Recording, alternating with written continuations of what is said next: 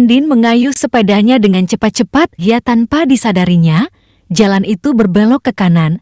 Dia pun mengayuh sepedanya lurus ke depan. Andin menabrak batu itu. Sedangkan Tony yang sedang termangu-mangu di lambung ayalan merasa kaget ketika mendengar suara benturan keras di belakangnya. Serban, Sinter CNDU Tembakau, Episode 8.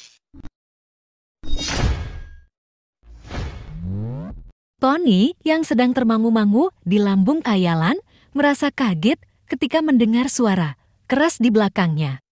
Tanpa berpikir panjang, Tony melemparkan sepedanya dan cepat-cepat berlari menuju ke arah datangnya suara benturan. Dia kaget saat melihat Andin tergeletak. Dia begitu khawatir akan keadaan Andin, lalu berjongkok seraya meraih tangan Andin.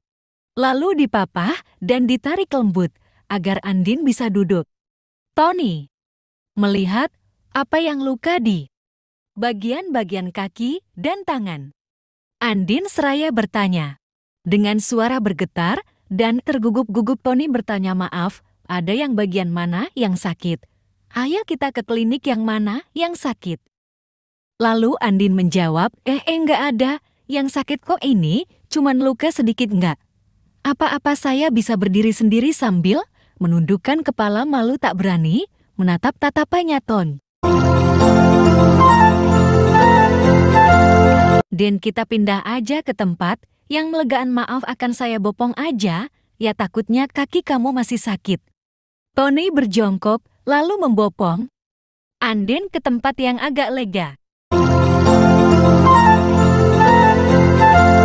Rasanya Andin mau nolak karena dia merasa tidak enak hati sama Tony, padahal dia tidak merasa sakit. Cuman ada rasa sakit sedikit di pergelangan tangannya. Setelah sampai di tempat yang lega, Tony menurunkan Andin dari pelukannya. Andin duduk di rerumputan yang hijau. Tony menatap Andin dan kebetulan Andin juga sedang menatap Tony. Ketika beradu tatapan keduanya, bergetar hatinya entah apa yang dirasakan, lalu Andin menunduk.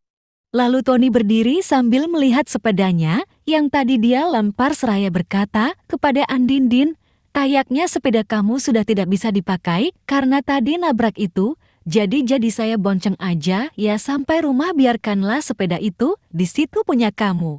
Biarlah sepeda kamu di situ, nanti akan suruh pekerja saya untuk mengambilnya dan memperbaikinya." Andin mengiyakan aja, dia tidak sanggup menolak ajakan Tony. Rasanya bahagia sekali saat itu karena belum pernah ada laki-laki seperhatian itu. Lalu Tony ngambil sepedanya dia yang tadi dilempar, lalu mengambil belanjaannya Andin yang tadi dari pasar. Belanjaannya masih teronggok di semak-semak yang tadi Andin jatuh. "Din, kamu duduk di setang aja ya, karena sepedanya tidak ada. Boncengannya biar saya yang jagain kamu dari belakang." Lalu Andin berdiri sambil duduk di stang sepedanya Tony, sementara Tony di belakang mengayuh sepedanya perlahan-lahan sambil tangan kirinya memegang belanjanya Andin. Tidak lama, mereka menyusuri jalan sampailah di rumah Andin. Lalu Andin turun dari sepeda dan mengambil belanjaan yang dipegang sama Tony. "Mas Tony, terima kasih ya, mari silakan masuk, mohon maaf rumah saya seperti ini jelek." Lalu Andin masuk ke dalam rumah diikuti oleh Tony. "Silakan, Mas Tony duduk, mohon maaf ya, mau minum apa?" "Nggak usah, repot-repotin kamu. Kan lagi sakit?" "Enggak kok Mas, saya nggak sakit, cuman tangannya doang sedikit ada rasa sakit," kata Andin. Sambil tersenyum memperlihatkan giginya yang putih bersih dan lesung pipitnya yang ada di pipi membuat hati Tony seperti melambung dan menghayal kemana-mana. Dalam hati Tony berkata, sungguh cantik Andin ini.